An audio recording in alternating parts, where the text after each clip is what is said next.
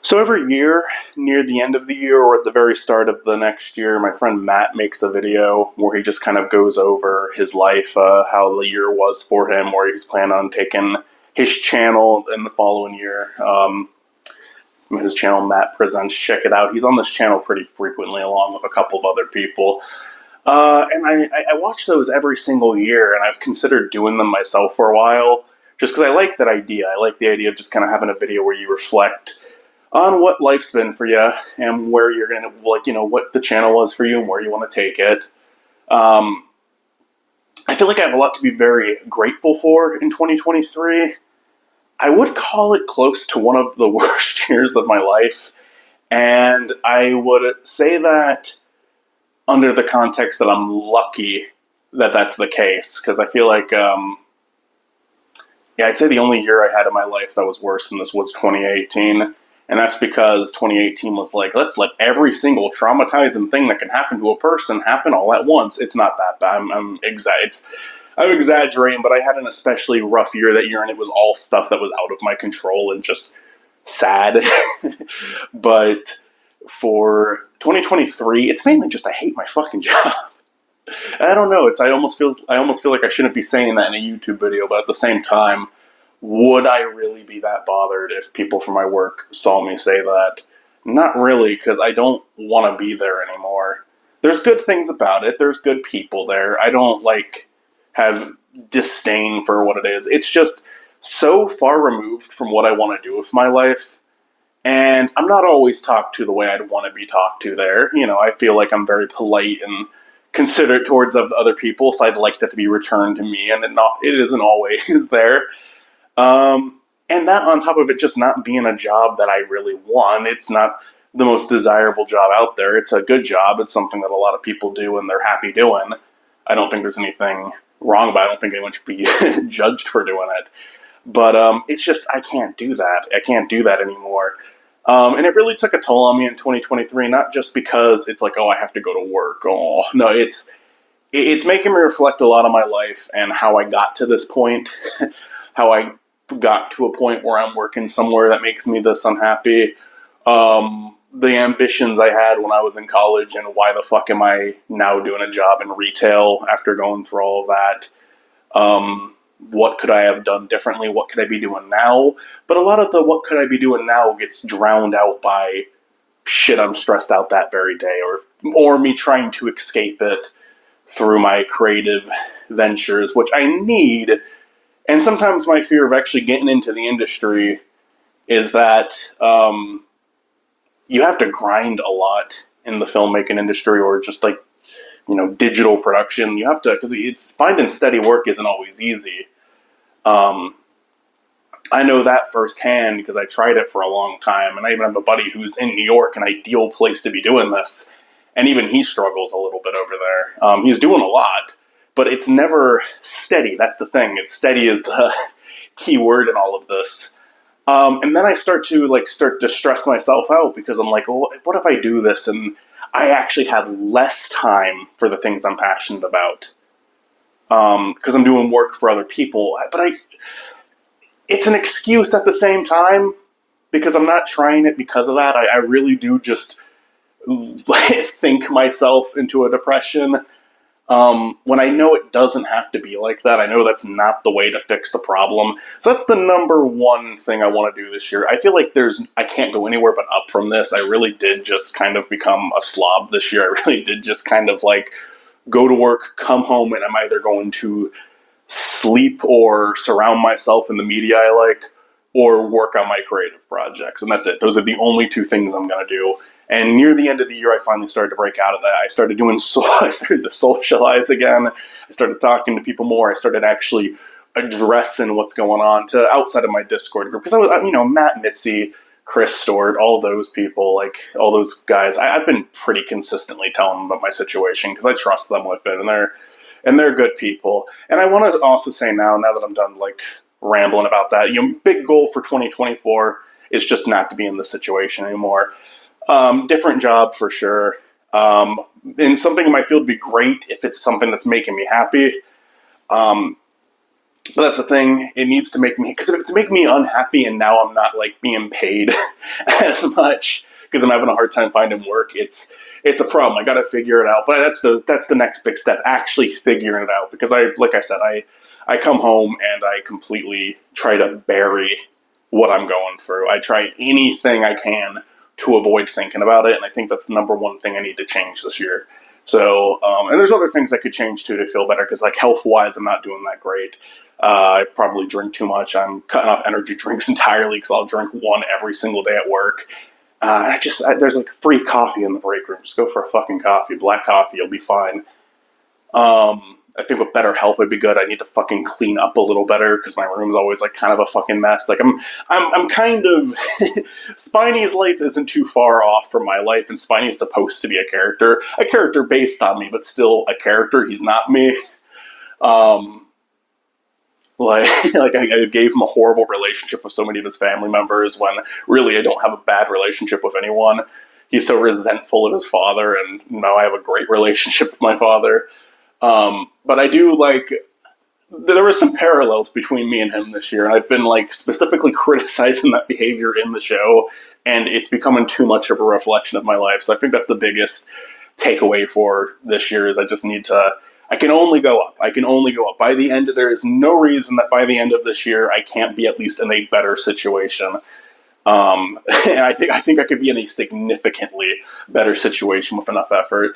But I want to also like not be a fucking bummer this whole video, because I have been a little unhappy. But I have also like I never fully lost it for a couple of reasons. One I mentioned before: Matt, Chris, Mitzi, Stuart, Olivia. Just all of these great people that hop into calls with me all the time and work on videos with me and record stuff with me. And I gotta just thank them, and I'm gonna have to thank them every single fucking year. Because it's been so much fun. It's something that really helps me continue to be inspired, continue to want to make things. And I don't think that this channel would be a thing without their support. I don't think that I'd have half the ideas without them. I don't think I'd have the motivation without them, especially since they joined for the playthroughs, because the playthroughs would be so fucking boring if it was just me rambling every single time. They'd all be like this video. I want you to imagine that for a second. They'd all be like this fucking video. And there's other people too. Like I'm still in touch with some old friends, and we have some family members staying with us this year, just near the end of the year, and I've been talking to them a ton, and they've understood what I'm going through, and I've been able to like let it out. And like the end of this year has been so much better than the rest of it. Like I've been feeling the love again. I've been feeling the motivation again. A spark was reignited, you know. And I think I'll be okay. And on top of that, one of the coolest things that happened this year for me was going on to the Spiny Norman page. This was back in January of 2023. This was almost a whole year ago. And seeing that I went from 70 subscribers to over 300, and the number was only going up because that Sonic for Hire video blew up. And it's just meant the world to me. 1,500 subscribers isn't gonna, make me this big star and I can do YouTube for my living now. It can be my career. But it means so much to me because I want to make this. I've been trying since 2010. That's how far back it goes. I'm not going to name the channels, but they're out there and you can find them. You can see a 14-year-old me trying my fucking best to get attention from doing this. Trying my fucking best to just have someone see what I'm making. And people did, and that's how I met people like Mitzi, and I met people like Matt. It's because some people did see it, and I'm so grateful for that. But I'm also really grateful for just the fact that I've managed to gather a small audience that are willing to watch these videos. Even some come to fucking live streams. That baffles me, that someone would want to come watch me do something live. But I recognize a lot of the same usernames when I do it, and I see you, and I appreciate that. I appreciate it a lot. And it's just brought all this new motivation to keeping this channel going. If it stayed the same, Spiny Norman probably would have just been another project I dropped, but people have shown that they're interested. People have shown that they cared, and it makes me care a lot more as a result. So thank you so much, and it's going to be another fun year. And I do think there's going to come a point where my focus is going to have to shift a little bit. Like, there might be some gaps about videos on this channel, but I'll always, check in. And we recorded so many fucking Let's Plays just over the last few days, honestly, that those are really easy to edit. There'll be something coming out. There'll be like even on like slow periods of time, there'll be something coming out because those are easy to make. We have like the next 4 recorded now. 4 or 5, yeah, 5 actually. The 5th one we're recording right now. We just started tonight. I've had a lot of fun with the most recent ones. Like, we have some really fun stuff coming this year. And if you're not into the playthroughs, that's fine. But I will say I want to kind of get the focus for Spiny Norman in 2023 back onto Sonic and Last Call, because 2023 was like a very experimental year. Where I tried a lot of stuff out. I did the Howard Hamlin video. The biggest project was Stupid Mario Brothers, which was like almost 3 hours and a half long, 3.5 hours long. And that took up so much of this time this year. So we really only got like 2 or 3 last calls in this year. One of them being the Schoolhouse episode, which, is kind of a joke video. It's not even a real last call. Although I probably will do more last calls like that, because I like having fun with the characters and kind of treating it like a show. Like Spiny Norman is like character driven, but also review driven. But if I do one or the other, it's going to be heavily one or heavily the other. I don't want to do a review where half of it's a review, half of it's skits. A little skit here and there in a review I'm fine with, but I don't want it to take up too much of the episode if that's not the focus. But I'm also okay with doing ones like Schoolhouse where 90% of it is a skit. And I got inspiration for stuff like Brain Dump, where that show kind of very quickly stopped being about reviews and became more about Max and Goofball goofing around. If no one's seen that show, you should check that out. It's a pretty popular show, though. I'm sure people have at least heard of it. So I want to get back on focus, though, because like I said, this year there was a lot of stuff I tried out. We had no Sonic November, which I enjoyed doing. I think I'll do it again, but I'll do it a little differently next year. I kind of talked about it in the previous video. I think it'll come back, though. And yeah, I just want to get back on focus with that. Not that I'm not going to do web shows, not that I'm not going to do anything with Better Call Saul or anything. I actually have an idea for a pretty big video that my friend Mitzi pitched to do with me. And I love the idea, and it's we're looking at a Stupid Mario Brothers length video with that. I hope it's not 3 hours and 30 minutes long. 1 hour to 2 hours, okay. Let's not add that extra hour and 30 minutes. That was a lot, but I'm very proud of that video, and I think that's probably my biggest achievement this year, because I feel like I did just make a documentary out of that. To me, I'm very satisfied with that video. I'm very happy with it. And long form content is not something I love to make, but because it takes so long and you're thinking about all the other projects you can work on and you get burnt out. But I'm really happy that I went through with it, because I've never made a highly edited video that long. And it's gotten some reception from the fan base of the show that I've really liked. I'd like for Richie to see it and for Richie to give his opinion on it.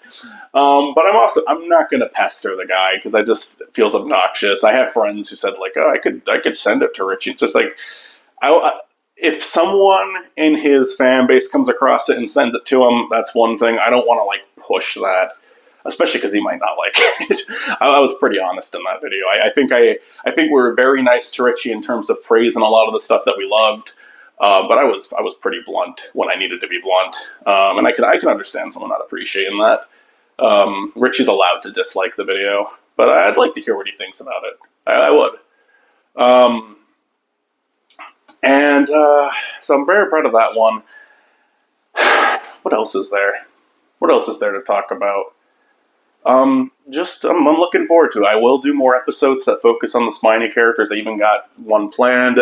Right now I'm working on the last call for Sonic Generations, and I think it's a solid episode. There's a skit in it, very beginning, but most of it is just a standard review, because it's been a while since we've just gotten a good Sonic discussion out of one of them. The last one was Sonic Forces. So yeah, I want to do one that's more focused on the review side of the series. More video essays. I'd like to do at least one Better Call Saul video this year. I have had one in mind for a long time. There's a special project me and Mitzi are working on. It's going to be different from anything else that we've done so far. It's going to be, once again, expanding what we're allowed to talk about on this channel. And I think it might as well keep doing that, because, the more stuff you try out, the more people you can bring in. But it's always going to stay, the heart of this channel is always going to be on Sonic, I feel. Unless one day, years from now, like, I feel like I've said everything I have to say about it, but I want to switch to other topics. I don't think that's happening for a long time. I think I could keep this going for a while.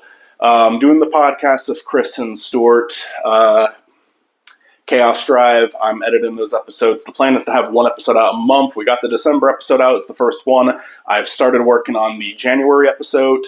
I think that it'll be a fun little project on the side. I'm doing a lot of editing for it to just kind of make it nice and flashy, so it's like a fun video to watch on top of listen to. Listen to probably be the ideal way to listen to it because it's a podcast, you know. But if for anyone who does want to watch a video, visuals are there to keep it engaging. And yeah, just aside from that, like, 2023 was rough, but it could have been so much worse if it wasn't for the excitement that doing this channel has brought me. The great moments I've had with friends, visiting stores, seeing everybody at too many games. I have a lot to be thankful for, and I am thankful for, and I'm always going to be okay because I have that in my life. And I don't think I'm going to do anything to lose that. I don't think anything horrible is going to happen. Like, just tragically, every single person I know dies at once. I don't think that's coming. But I do think that the best way I could make this life even better than it is to fix all of the stuff going on here. Like, do some house cleaning. Gotta... And I think it'd be, like I said, I think it'd be easy. I think step one would be cleaning my room, and that would already start to make me happier.